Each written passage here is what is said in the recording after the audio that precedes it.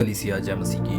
मैं प्रार्थना कर रहा था रात लगभग 4 बज रहे हैं, 4 बजे के करीब मैं प्रार्थना कर रहा हूँ। 24 घंटे से मैं उपवास में हूँ, ड्राई फास्टिंग हूँ, बिना खाए पिए मैं उपवास में हूँ और मैं प्रार्थना कर रहा था तो परमेश्वर की आत्मा ने मुझे एक वचन याद दिलाया है और जब मैं पढ़ने लगा हूँ तो मैं बहुत आश्चर्य होने लगा हूँ कि ये कैसा हो रहा है। और मैं जब उसको पढ़ रहा था तो मैं सोच रहा था मैं इसमें क्या समझ पा रहा हूँ। पागुरु आप मुझे समझाओ।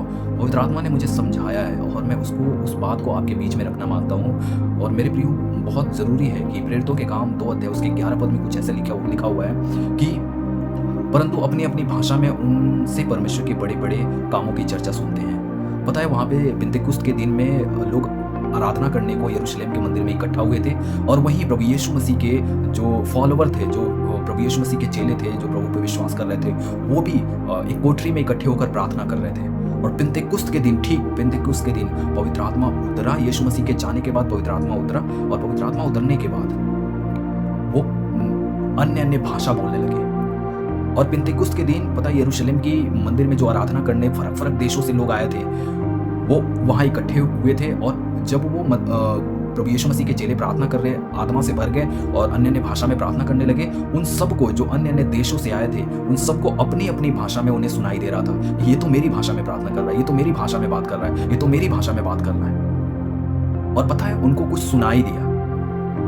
पता है क्या सुनाई दिया? बहुत इंटरेस्टिंग बातें हैं। पता है क्या सुनाई दिया? परंतु अपनी अपनी भाषा में उनसे परमेश्वर के बड़े बड़े कामों की चर्चा सुनाई दे रहा है। वो जो भाषा के बारे में जानते नहीं है, वो उसमें से बहुत से ऐसे लोग पढ़े लिखे लोग नहीं है, वो जो बहुत देशों में गए नहीं, पता है वो उनकी भाषा में प्रार्थना कर रहे हैं। पता क्या कर रहे हैं? परमेश्वर के बड़े बड़े आश्चर्य कर्मों की बातें कर रहे हैं और वो सुन रहे हैं जो फरक फरक देशों से आए हुए हैं, उनको अपनी भाषा में सुनाई दे रहा है और ये अन्य भाषा में प्रार्थना कर रहे हैं। मैं बताना मांगता हूं प्रभु के लोगों कि जब आप पवित्र आत्मा जी से भरे रहोगे, जब आप पाक रूह से भर जाओगे, आपके मुखों से परमेश्वर की बड़े बड़े आश्चर्य कर्म की बातें सुनाई देंगी। उनको जो यीशु मसीह से दूर हैं, उनको जो गलत शिक्षाओं में फंसे हुए हैं, उनको जो यीशु मसीह को मानते ही नहीं है। और पता है क्या होगा? सुनो 12 पद में लिखा हुआ है, और वे सब चकित हुए और घबराकर एक दूसरे से कहने लगे, यह क्या हुआ? ये क्या हो रहा है? सोच कर देखिए आप, वो बहुत आश्चर्य हो रहे हैं। वो सोच रहे हैं कि ये क्या हो रहा है?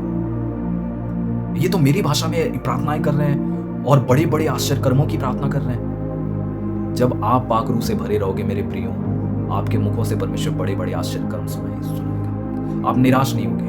यीशु के बड़े बड़े आश्चर्य कर्मों की चर्चा आपके मुखों से लोग सुनेंगे। आप जो बोलोगे वो होगा।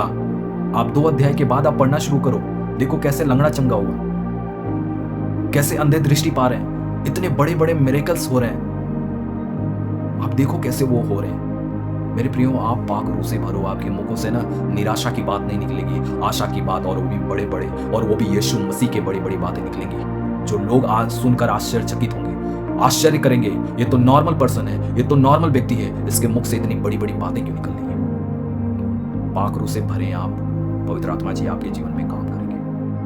मैं रात को जब मैं पढ़ रहा था इसको पूरा शुरू से 2 अध्याय के, तो मैं बहुत आश्चर्य हो रहा हूँ कि पवित्र आत्मा पता है जो आपके पाक रूह से भरेगा, जो आपकी आत्मा से भरेगा, वो पता है कभी अपने उद्देश्य को लेकर भटकेगा नहीं। जो कमजोर होंगे वो बलवान बन जाएंगे। आप गॉस्पल सुना रहे हो, आप सुसमाचार सुना रहे हो, बड़े बड़े आप काम करोगे। आपके मुखों से बड़ी बड़ी बीमारियां दूर हो जाएंगी, बड़ी बड़ी समस्याएं टल जाएंगी, वो होते हुए भी दिखाई देगा। आप सभी को जय मसीह की। God bless you.